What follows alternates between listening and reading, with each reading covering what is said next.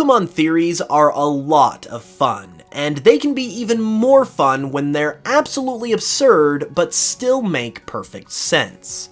A while back, I made a couple videos on terrible Pokémon theories that actually make perfect sense, and those were a lot of fun to make, so I thought I would revive the idea and do it again.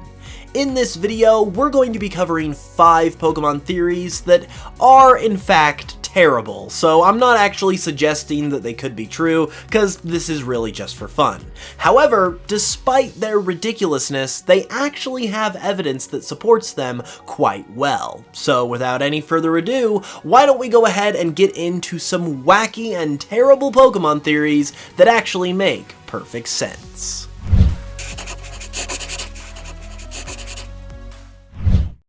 Pokémon is one of the best series out there, not only when it comes to its games, but also its merch. But as a Japanese-based series, some of the best merch is exclusive to Japan, and can be hard and expensive to get a hold of. And that is where today's wonderful sponsor, Wacky, comes in. Wacky makes the process of purchasing Japanese exclusive products so much easier and more affordable by streamlining the entire process itself. You simply use Wacky to order directly from Japanese websites like Amazon Japan, Rakuten, Mercari, and even auction sites like Yahoo Japan Auction, and they will purchase the item on your behalf. And from there, they simply send it directly to you, handling all of the steps in between that can be harder to navigate for us non-Japanese folk. So, if you've been wanting to pick up some Japanese exclusive merch, you can sign up for Wacky with the link in my description to get started. And when you do, you're also going to get a coupon for 2,000 yen off your first purchase, which is about $15 US. Again, you can check that out with the link below, and a huge thank you to Wacky for supporting the channel. Okay, so this first one is probably the least terrible of the bunch, because it's technically possible that it could be true, since we just don't know enough to say otherwise. The theory here is that Sobble was originally going to have a different final evolution instead of Inteleon, because frankly, Inteleon does not fit in at all with Sobble and Drizzile. However, there is one particular concept that those two seemed like they were destined for, and that is a final evolution based on Shakespeare.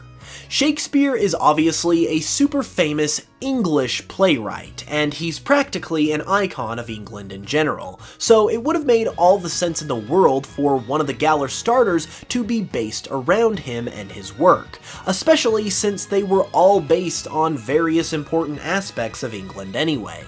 Additionally, like I said, both Sobble and Drizzile seem to align with this possibility as well, since Sobble's head fin looks like the top half of an old writing quill, the kind that Shakespeare would have used to write his plays back in the day.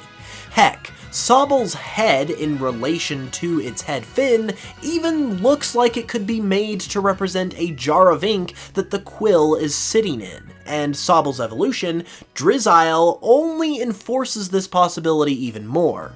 It's obviously based around the stereotypical edgy phase that some teenagers go through, the kind where they're very dramatic about how they express themselves, which plays into the theme of a possible Shakespeare evolution perfectly. Even if this theory isn't true at all though, and Inteleon was always the plan from the get-go, that still makes less sense than this idea, because the whole Shakespeare thing just works with these Pokemon, while Inteleon just doesn't relate at all to what its pre-evolutions are doing, outside of being based on the same type of chameleon/lizard. So, I don't know guys, this might be a far-fetched theory, but it does make a lot of sense to me. Next up, we're going to be getting into much more terrible territory, with our next theory being another one revolving around the Galar region.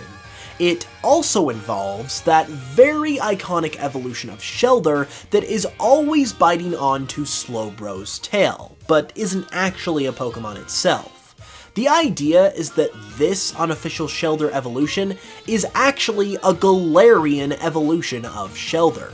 First off, we obviously know that Galarian evolutions are a thing, and this thing was even going to be its own Pokemon in Gen 2 before it was eventually cut. However, the real clincher here actually comes from the anime, specifically the episode Splash, Dash, and Smash for the Crown, Slowking's Crowning. In this episode, Ash gets bitten by this Shellder evolution on the head, which came from a Slowking, and then proceeds to speak in a British accent whenever he has it on his head. Now, why would this Shellder evolution induce a British accent while biting you if it wasn't a Galarian Pokemon?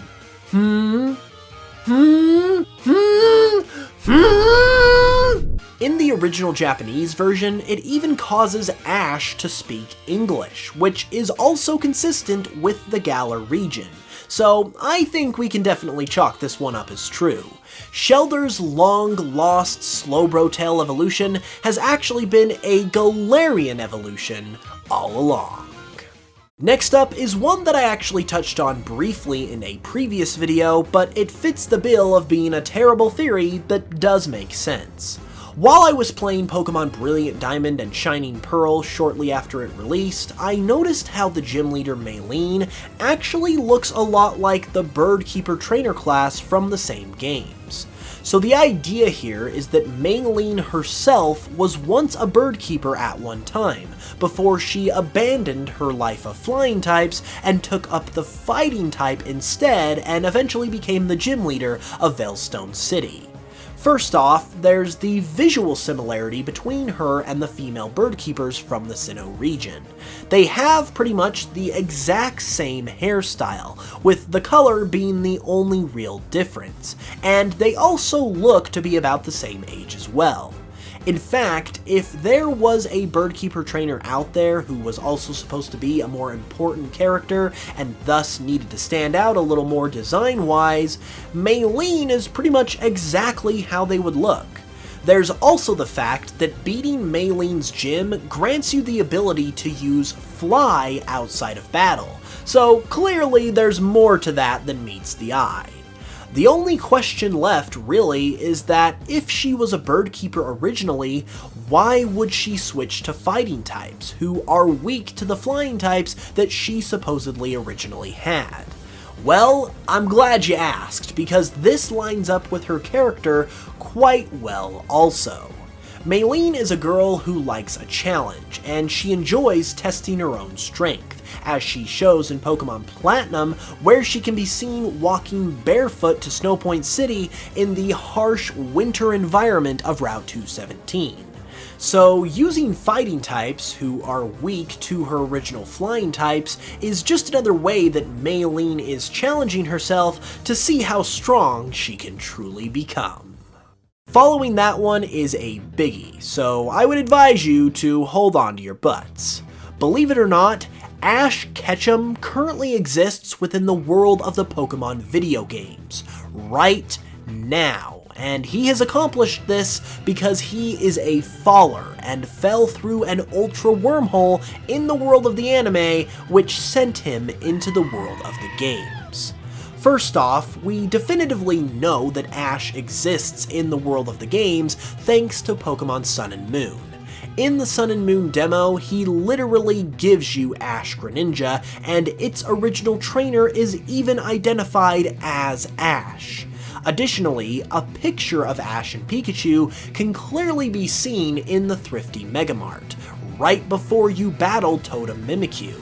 And simply put, there's no way that these things could be in the game if Ash didn't exist in the world of the games themselves. And the only reasonable way he could really be there, given that the anime and the games are two separate canons, is if he fell through an ultra wormhole, which just so happened to be introduced in Pokemon Sun and Moon, where all of this other stuff also appears. This also explains why the Sun and Moon anime looks so different compared to the X and Y arc.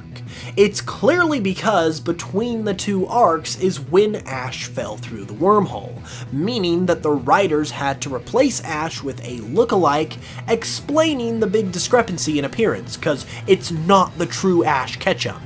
Sun and Moon Ash is just an imposter, much like Imposter Oak I might add, who's meant to hide the fact that Ash actually made his way into the world of the games, and is now patiently waiting to make a big official appearance someday, which is inevitably going to completely blow all of our minds.